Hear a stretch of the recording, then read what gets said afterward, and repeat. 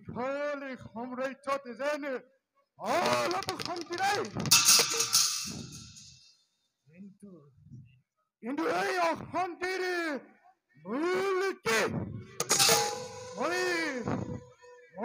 আজিও এই ধৰণে কৰিব পৰা নাই।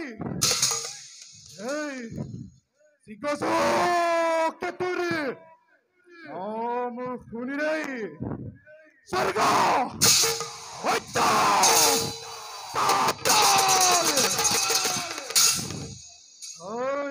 কম্পমান তার পুত্র সিংহ কেতু ইন্দ্র কেতুরি পরাক্রমতে আকাশ মার্গতে সূর্যারে লড়ে যায়। তার এনপতি কনক পঙ্কজরে প্রবল প্রতাপতে এই গজ কেতুর রাজ্য কোনেও আক্রমণ করিব সাহস নকৰে। এই গজ কেতুৰ দেখোনে অকল থাকি একো নাই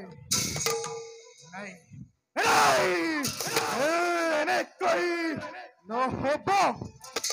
ইয়াৰ এটা মই ব্যৱস্থা কৰিব লাগিব। মই উত্তৰই আৰু সেনাপতিৰ সৈতে আলোচনা কৰোগৈ।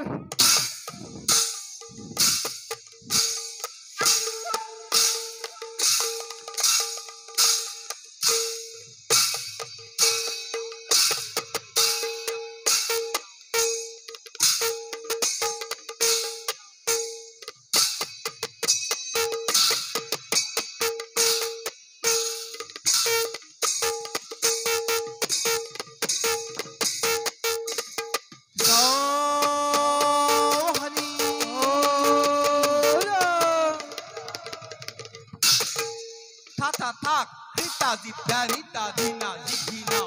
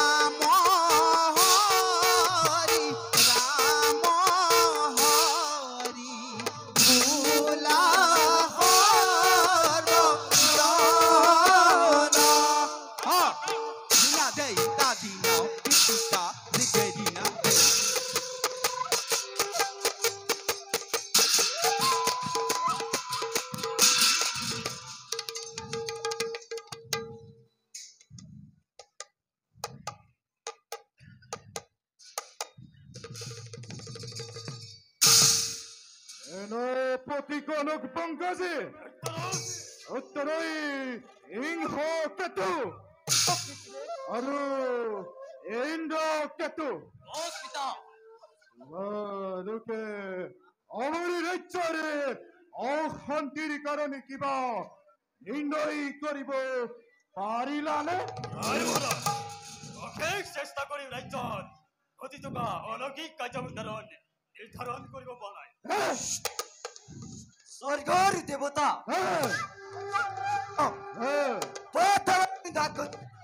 এনে কোনো শক্তি নাই যাৰ ফলত আমাৰ ৰাজ্যত অবিৰতভাৱে অঘটন ঘটি আমি সৈনিকসকলক লগত লৈ ৰাজ্যৰ চৌদিশে ঘূৰিও একো নিৰ্ধাৰণ কৰিব।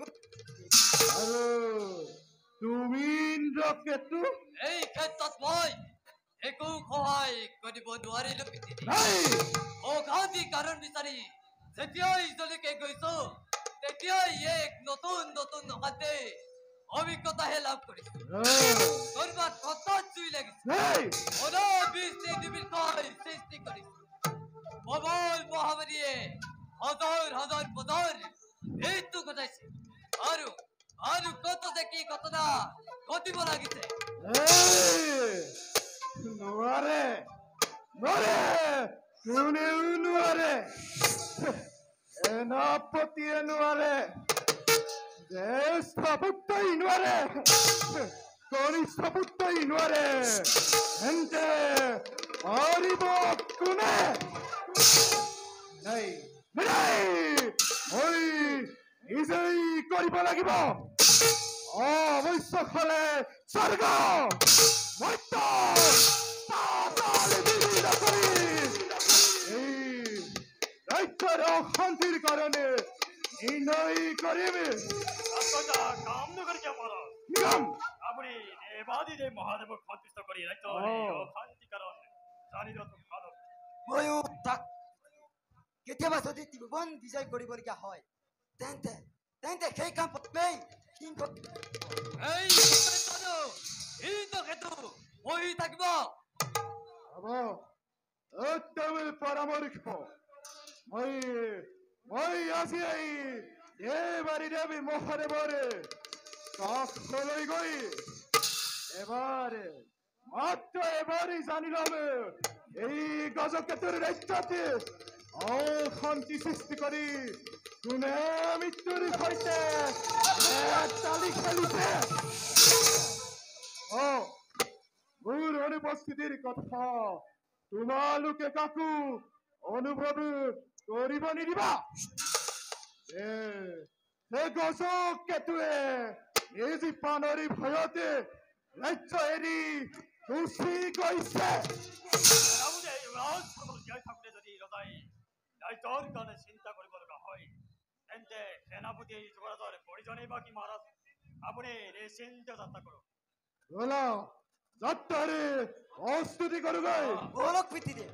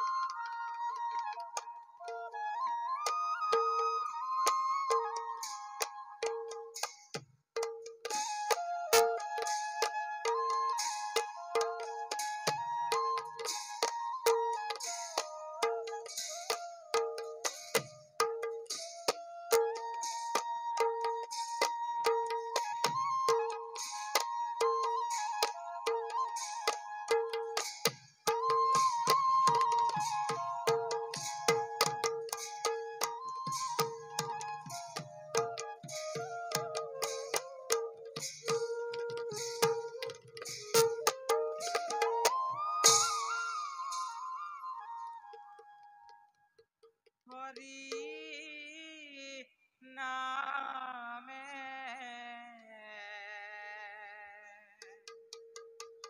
হৰি নামে হৰি নামে হৰি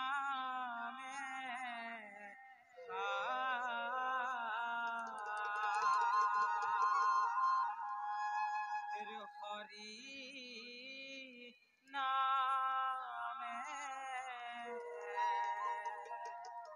কৰি আছে জগতৰু হৰি নামে হৰি নামে হৰি নামে হৰি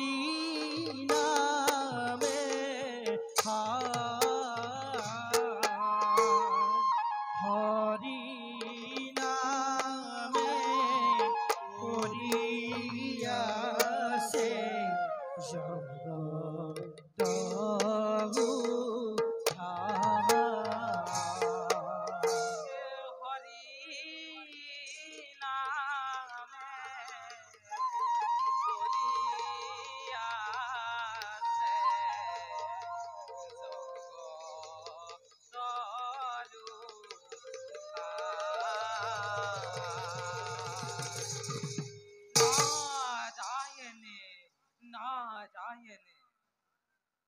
মহাৰাজ ধৃতৰাষ্ট্ৰ, আপুনি ইয়াতেই বহি একান্ত চিত্তে নাৰায়ণক পূজা কৰক। প্ৰভু সন্তুষ্ট হলে তোমাক দৃষ্টি শক্তি প্ৰদান কৰিব। মই সৌ দূৰৰ পৰা তোমাক লক্ষ্য কৰিম। নাৰায়ণে নাৰায়ণে।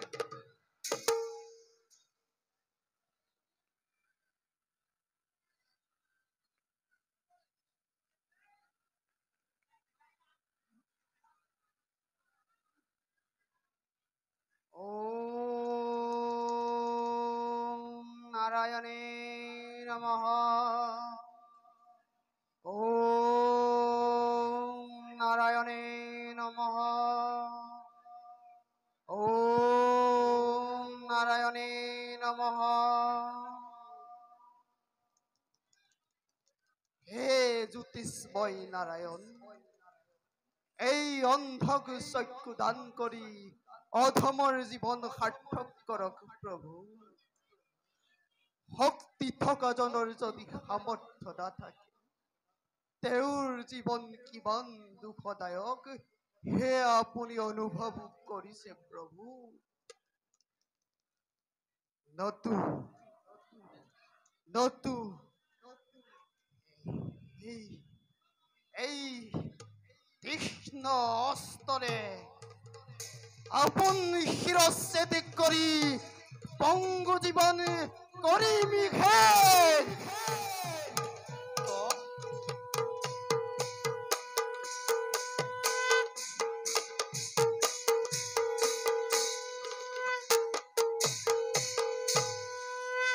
ধৃতৰাষ্ট্ৰ, তোমাৰ তপস্যাত মই সন্তুষ্ট হৈছো। তোমাক মই দৃষ্টিশক্তি প্ৰদান কৰি প্ৰভু প্ৰভু আপুনি মোক দৃষ্টি দান কৰিব। মই দৃষ্টি শক্তি লাভ কৰিম প্ৰভু। মই জগতৰ শোভা সৌন্দৰ্য চাবলৈ পাম। মই দিগ্বিজয় কৰিব পাৰিম প্ৰভু। তেন্তে অকাৰণ বিলম্ব নকৰি প্ৰভু দৃষ্টি দান কৰক প্ৰভু, দৃষ্টি দান কৰক। কোৱা ধৃতৰাষ্ট্ৰ, তোমাক কিমান দিনৰ বাবে দৃষ্টিৰ প্ৰয়োজন? প্ৰভু প্ৰভু 4 মাহৰ কাৰণে প্ৰভু, 4 মাহৰ কাৰণে মোক দৃষ্টি প্ৰদান কৰক প্ৰভু। মাত্ৰ 4 মাহৰ কাৰণে? হয় প্ৰভু, অকাৰণ বিলম্ব নকৰি অন্ধকাৰৰ পৰা মোক পোহৰলৈ আনক প্ৰভু, পোহৰলৈ আনক। তথাস্তু। দেখা দেখা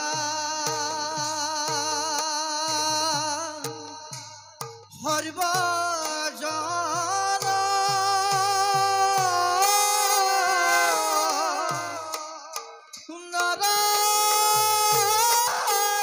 নাৰায়ণ লীলা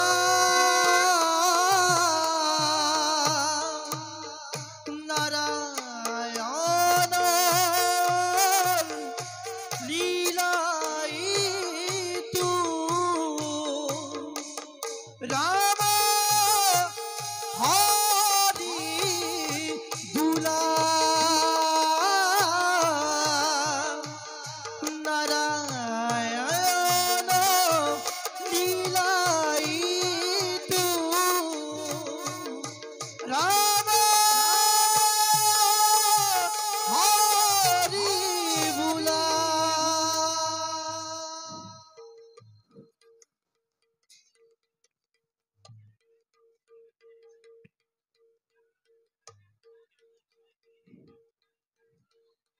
এয়া এয়া এয়া মই সঁচাকৈ দৃষ্টি লাভ কৰিলো।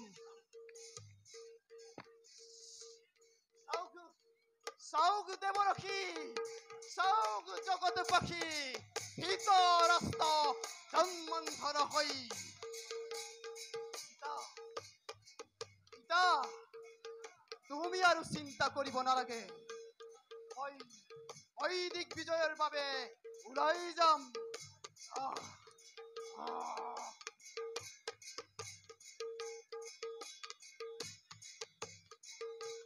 পিতা, পিতা,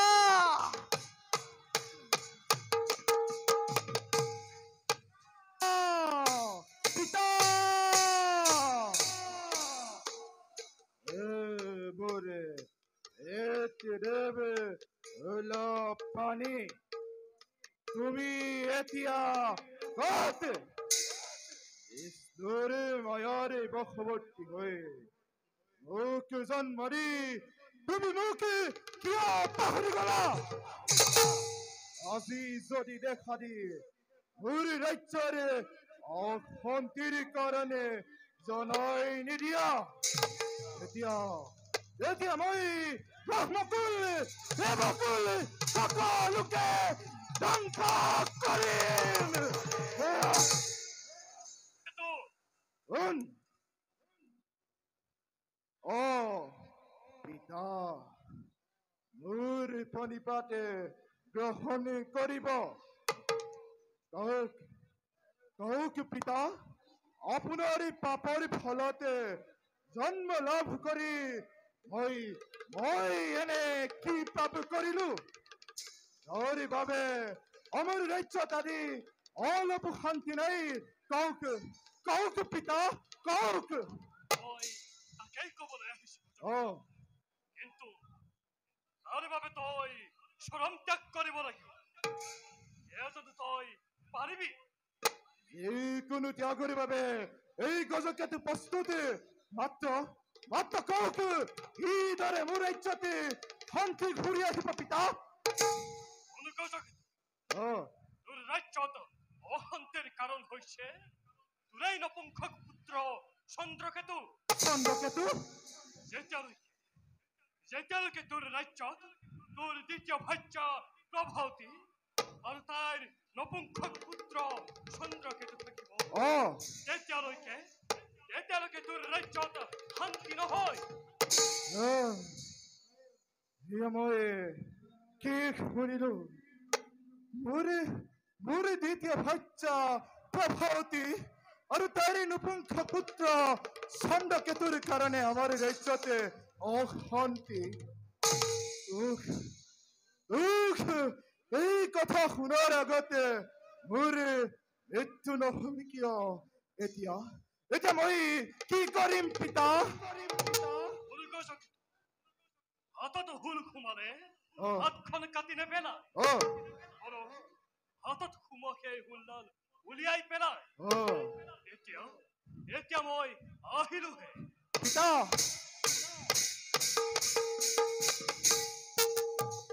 সঁচা, অতি সঁচা। ভোলানাথে ঠিকেই কৈছে। অততে হুল সোমালে কোনেও হাতখনে কাটি নেপেলায়, বৰনে ফুলডালহে উলিয়াই যাওঁ যাওঁ, মই তাৰে ব্যৱস্থা কৰোগৈ।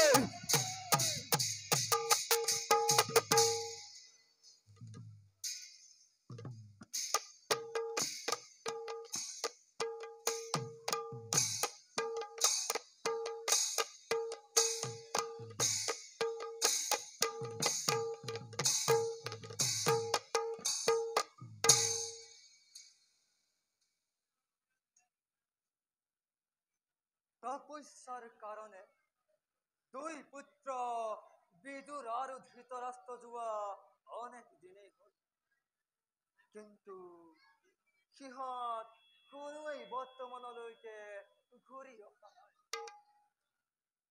নাজানো সিহঁত কিবা বিপদত পৰিছে নেকি।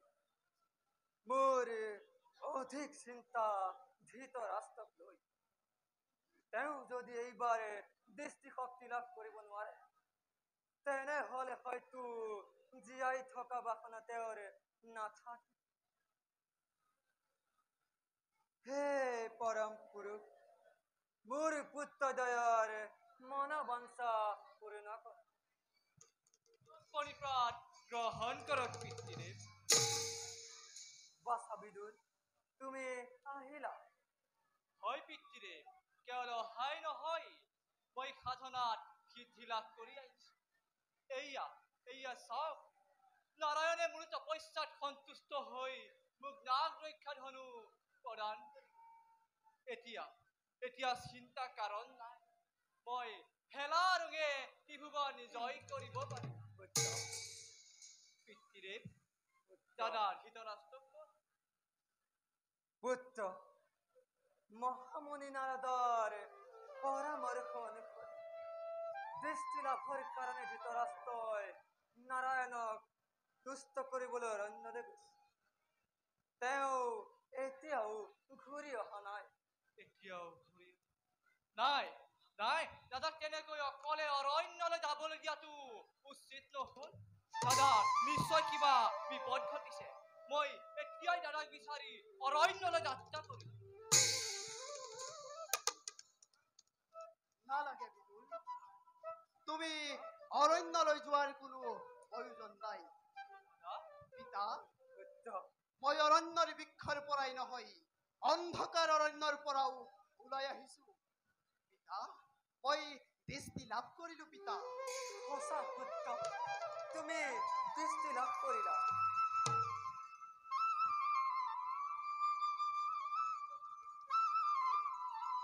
সঁচা দাদা, আপোনাক নাৰায়ণে দৃষ্টিদান দিলে। সঁচা পিতা, সঁচা ভাই। আজি জীৱনতে প্ৰথমবাৰৰ বাবে পিতৃৰ চৰণ দৰ্শন কৰিছো। আৰু মৰম শুনা মুখ দেখি মই বৰ আনন্দিত হৈছো।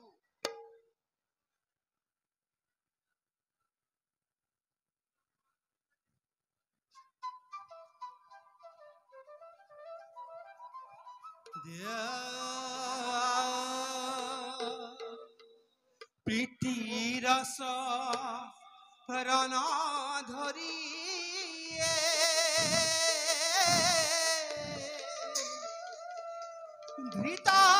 ধৃতৰাষ্ট্ৰৰ দিগ্বিজয়ৰ হেতু চলে শৰণ ধিয়াই। দিগ্বিজয়ৰ হেতু চলে শৰণ ধিয়াই।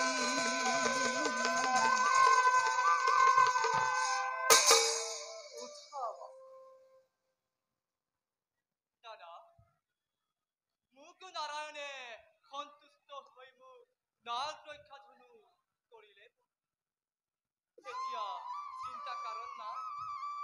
আমি দুয়ো গোটেই জীৱন দিগ্বিজয় কৰি ঘূৰি ফুৰিব পাৰিম। নহয় ভাই, নহয়। মই মাত্ৰ 4 মাহৰ বাবে এই পৃথিৱীৰ পোহৰ মাত্ৰ 4 মাহ। নাৰায়ণে যেতিয়া কিমান দিনৰ বাবে দৃষ্টি প্ৰয়োজন বুলি সোধাত মই 4 মাহৰ বাবে দৃষ্টি প্ৰাৰ্থনা কৰিলো পিতা।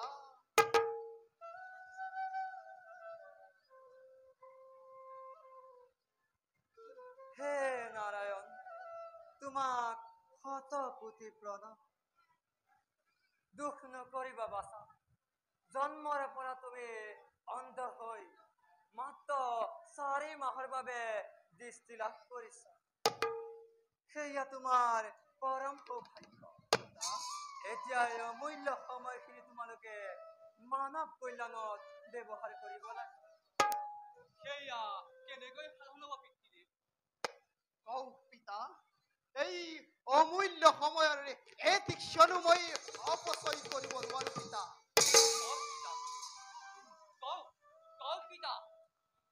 বাছা, পিতা, এই সময়ৰ ভিতৰত পৃথিৱীত দিগ্বিজয় কৰি গজকেতু আৰু তীখিৰা দৈত্যক বধ কৰি জগত কল্যাণ সাধন কৰিব লাগে। এই গজকেতু আৰু তীখিৰা দৈত্য কোন পিতা? ব্ৰাহ্মণৰ অভিশাপত শিৱৰ অংশ হিচাপে সেই গজকেতু জন্ম। যাৰ শৰীৰ মনুষ্যৰ দৰে হলেও মুখৰ আকৃতি হস্তীৰ দৰে, যাৰ সেনাপতি আৰু পিতৃৰ বল প্ৰতাপ, যে শিৱৰ বলত বলিয়ান হৈ ত্ৰিভুৱনত আতংক সৃষ্টি কৰিছে,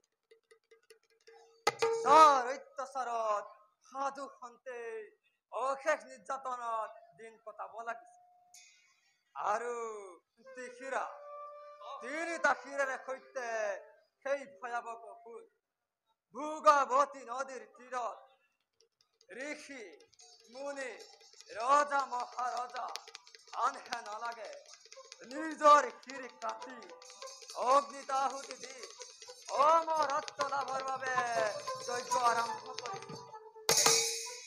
সেই তীখিৰাক বধ কৰাটো তোমালোকৰ একান্ত কৰ্তব্য। হয় পিতা। আশীৰ্বাদ কৰা পিতৃ। এতিয়া তোমালোকে দিগ্বিজয়ৰ আয়োজন কৰা। তোমালোকক আমাৰ এই পৰম মিত্ৰ গ্ৰন্থ ৰজাই সহায় কৰিব, আৰু এই সকলোলৈকে খবৰ দি কুলক্ষণে হস্তে সন্ধান কৰা।